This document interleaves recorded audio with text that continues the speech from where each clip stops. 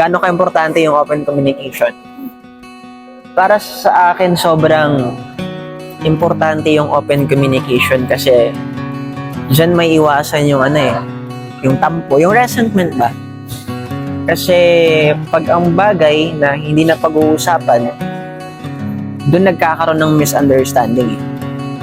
For example, sa family, for example, kapatid ko, meron akong action na hindi naging maganda yung action sa kanya. Pag hindi na pag-usapan yun, mafe-feel niya na invalidate siya sa ganun.